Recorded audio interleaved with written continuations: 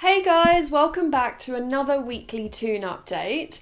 Today I'm going to cover everything Newcastle related that's happened over the past week, including those two matches that were played against Norwich and Burnley. After finally ending our winless streak, what does the future hold for us Magpies? Let's talk about it. So enjoy the video, let's get into it. First topic of the day, goodbye Sports Direct. So as of this week, the new owners took action, which meant the infamous Sports Direct branding all around the stadium was removed. And I never thought I'd see the day those signs would be removed. And I think seeing the updates of them being taken down, it was almost symbolic. Those last visible associations we have with the Mike Ashley era are erased. It's a huge deal. And Amanda Staveley herself, she stated, "It's a slight frustration when I go to the stadium and I try to take a picture which doesn't have Sports Direct in it." So she'll definitely be happy. I think this news is a really big step in the new chapter. What do you guys think about it? How did you feel seeing those updates? Comment below and let me know. So after quite a relieving week where we got that first win of the season, I think it's time to talk about the man himself, Eddie Howe. So, on a press conference, Howe has revealed that he has been doing lots of psychological work with the players, which has resulted in slightly better performances on the pitch. And justifying that, he's a firm believer in psychology. He thinks it's important for professional athletes and team sports. And like I said last week, I firmly believe that Eddie Howe will get us on the right track. If the players believe in him and the manager believes in the players, it will, of course, positively affect not only the squad, but the board, and more importantly, us fans as well. I think we as a fan base, we've done really well to show support during these difficult times. Despite our dreadful position in the league standings, most of us Magpies have been inspired, encouraged, by the recent impact Howe has had, and there's a sense of togetherness. I think some transparency with the dealings at the club, a new bond being formed with the new owners who are eager to win our trust. There's just a different feeling right now on Tyneside, and I'm quite proud of it, irrespective of league standings. Anyway, enough about us fans, let's get back to Eddie Howe. So the FA Cup is around the corner. I love the FA Cup and everything it brings for a number of reasons. So I like how it can be a platform for lower league teams to just progress against the odds. And I just love the history behind the cup, really. It's all I remember growing up. So regarding our ties, so Newcastle are facing League One side Cambridge United, a team that we haven't played since the 92-93 season.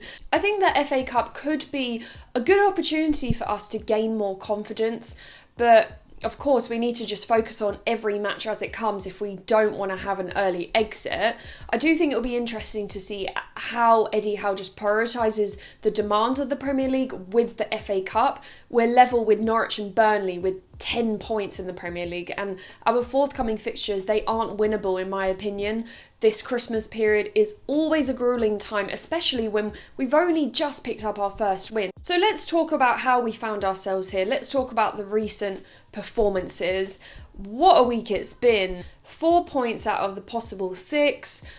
Although our fixtures were against our relegation rivals, Norwich and Burnley. So I think first let's talk about the Norwich game. So it was last Tuesday, and as you'll remember, the game started poorly for us after Kieran Clark got sent off after that foolish foul on Pukki. Luckily, Dubravka saved that free kick, but we were down to 10 men just 9 minutes in. Not what we need in a fixture where we're desperately chasing 3 points. So then after a clear handball, Callum Wilson, he scored the first goal of the game. And then on the 78th minute, that equaliser came after a bad spot of defending from Pukki. He just volleyed the ball to the back of the net to make it 1-1. Dubravka was really tested in the match. He faced, I think it was 14 shots in total from Norwich. I think 2 important things we can take from that match. 1, Callum Wilson is reliable as ever. He looked unfazed by the pressure early on, took the penalty well. 2, despite going down to 10 men, I was just really impressed actually with the fight shown on the pitch. Fede Fernandez, he had returned from injury, and I was super encouraged with his performance. He made crucial interceptions. I actually think he should have started. So that's the Norwich game. Now let's talk about Saturday's clash, which was against Burnley.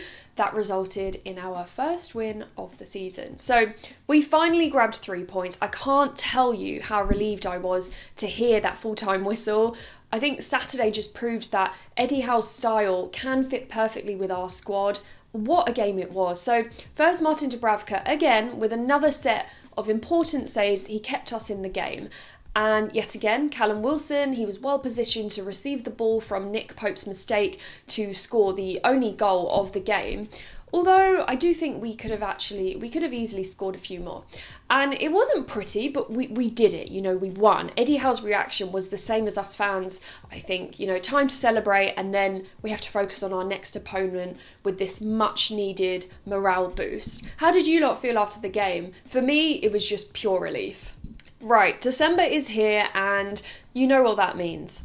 Yes, the transfer window is just round the corner. So let's talk about the new rumours that have appeared during the week. So after rumours regarding Hazard, Dembele, Osimhen and Wijnaldum last week, new rumours have started doing the rounds this week, and that was on Jesse Lingard and Kieran Trippier. So they are both England internationals. Again, they fit the bill for building that English spine to the squad as the new owners intend to do so. Lingard himself, he's seen himself out of the Man United squad upon the arrival of Ralf Rangnick, which could mean a possible departure is more than likely.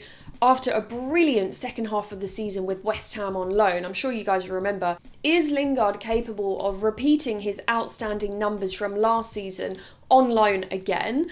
I think him and Joe Willock, they would make a very solid midfield, but I guess that's if Joe Willock can find that form again that he had upon his arrival to St James's Park earlier this year.